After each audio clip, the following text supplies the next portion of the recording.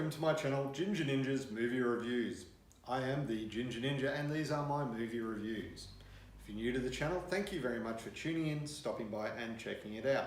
If you could, please do give this video a thumbs up, and if you would consider subscribing to my channel, it would truly be appreciated. For my returning viewers, thank you very much for returning and sticking with me. It's a new month, sort of, and we're going into February, so I figured what better way to go into February than with a movie starting with F. Final Destination. That's right, we're going to be checking out the Final Destination film series, all 5 films through February. So we're going to start off with Final Destination. Came out in 2000. It was directed by James Wong. It stars Devon Sawa, Ali Larter, Kerr Smith, Kristen Cloak, Sean William Scott, Tony Todd, and many more. Now, we will be discussing plot specifics and there will be spoilers ahead, so if you have not seen this film, you've been warned.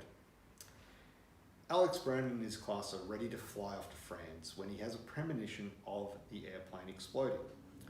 When warning the others, he and a handful of other students are taken off the plane minutes before it explodes.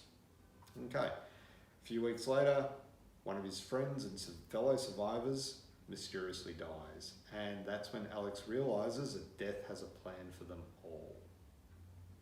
Okay, now I found this to be a really interesting and really good plot. Like, I felt it was unique, it hadn't been done before. I thought, this sounds great, and it is. The cast is really good. I really enjoyed the cast. They had awesome choices for their roles and they played them well. Devon Sawa is great as Alex. Probably the best scene in it is when he's piecing together the plan, Death's design, and he's working it out and he's working how to get past it. And he's sort of doing these hand gestures and movements and sort of, it seems like he's going crazy, he's going insane, but he does it really well. The other scene when he's in the cabin and he's death-proofing it, making it safe, he's using duct tape because everyone knows everything can be solved with a liberal application of duct tape. He's putting corkscrews on nails, and then he picks up this, after jumping for things because he's being super safe, picks up this rusty fish hook and he says tetanus. It's just a light-hearted, fun scene in a otherwise horror movie. Kerr Smith, he's excellent as the jock douchebag. Ali Larter's good. The whole cast is really good in their roles. So I could go into specifics for each one, but they all do their roles well. In particular, I will stand out Tony Todd, amazing as Bloodworth. He brings this sort of gravity to it, this menace, but also friendliness as well. It's a really fine line, which he plays it really well. Love Bloodworth as a character. I would love to see a whole series of Bloodworth films, to be honest. That would be awesome. But, that's me. The directing and cinematography, it's very 2000s, but that's to be expected because the movie was made in 2000, it's set in 2000. It's, like I said, perfectly suited for this film. The foreshadowing is done. It builds tension that way, but some parts of it overbuilds it. It carries on with it a bit too far, and they do that with the effects as well, which I'll touch on in a moment. But yeah, some of the foreshadowing is done perfectly, but it does just drag on a bit too much, probably a bit like I'm doing now. So let's go to the effects. Outstanding, from the plane exploding to the death scenes, the shadows of death as it moves across the curtains, as it moves across the kettle, that looks great. The physical effects, in particular, Todd's death, where his eyes go from white to red because he's being choked, so blood vessels and whatnot explode.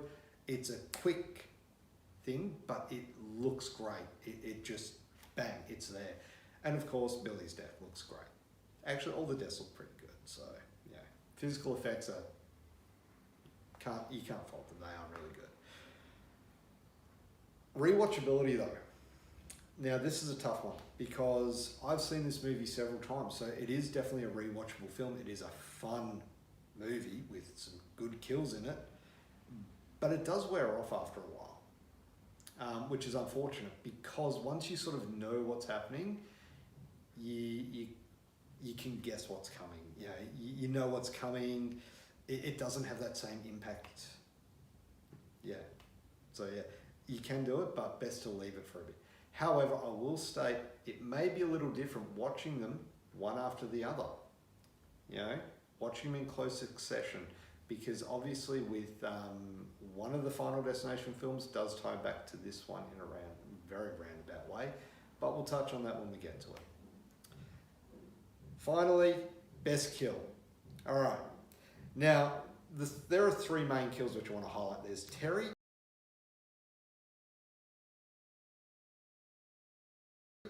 Valerie, and Billy.